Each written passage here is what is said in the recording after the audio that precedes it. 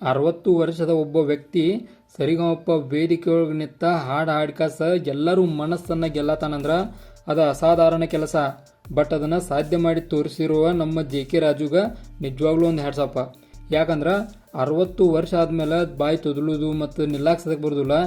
ಆದರೂ ಕೂಡ ನಮ್ಮ ಜೆ.ಕೆ. ರಾಜು ಅವರ ಸರಿಗಮಪ ವೇದಿಕೆ ಮೇಲೆ ನಿಂತ ಎಲ್ಲರ ಮನಸ್ಸನ್ನು ಗೆದ್ದಾರು.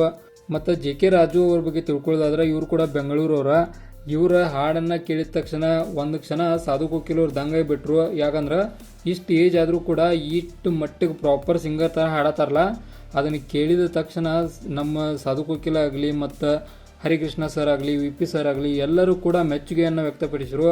ಮತ್ತು ಇಡೀ ಸರಿಗಮಪ ವೇದಿಕೆ ಒಳಗೆ ಎದ್ದು ಚಪ್ಪಾಳೆ ತಟ್ಟರು. ಅಂದ್ರೆ ನೀವು ಅರ್ಥ ಮಾಡ್ಕೋರಿ, ಕೇವಲ ವಯಸ್ಸು ದೇಹಕ್ಕಾಕತಿ ಹೊರತ ಒಂದು ಏನು ಪ್ರತಿಭೆ ಇರ್ತದಲ್ಲ, ಆ ಪ್ರತಿಭೆಗೆ ಯಾವತ್ತು ವಯಸ್ಸಾಗೋಲ್ಲ ಅನ್ನೋಕೆ ಉದಾಹರಣೆ ಅಂದ್ರೆ ಅದು ಜೆ.ಕೆ. ರಾಜು ಅವರ.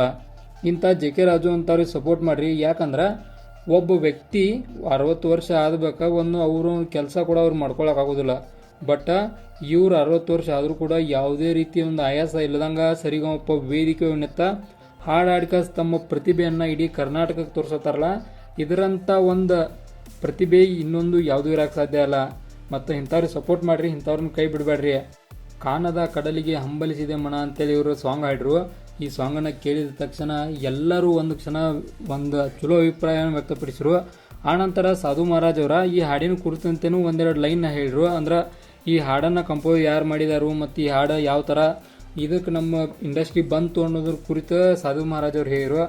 ಅಂದರೆ ನೀವು ಅರ್ಥ ಮಾಡ್ಕೊರಿ, 60 ವರ್ಷ ಆದರೂ ಕೂಡ ಒಬ್ಬ ಪ್ರಾಪರ್ ಸಿಂಗರ್ಗಿಂತ ಬೆಟರಾಗಿ ಹಾಡತ್ತಾರ ನಮ್ಮ ಜೆ.ಕೆ. ರಾಜು ಅವರ. ಇಂಥವ್ರಿಗೆ ಸಪೋರ್ಟ್ ಮಾಡಿರಿ, ಬಿಡಬೇಡ್ರಿ. ಮತ್ತು ಇದೇ ಥರ ಇನ್ಫಾರ್ಮೇಟಿವ್ ವಿಡಿಯೋಗಳು ನೀವು ಬೇಕಾದ್ರೆ ನಮ್ಮ ಚಾನಲ್ ಸಬ್ಸ್ಕ್ರೈಬ್ ಮಾಡ್ಕೊರಿ ಮತ್ತು ಪಕ್ಕದಲ್ಲಿರುವ ಬೆಲ್ ಐಕನ್ ಕೂಡ ಕ್ಲಿಕ್ ಮಾಡ್ಕೊರಿ.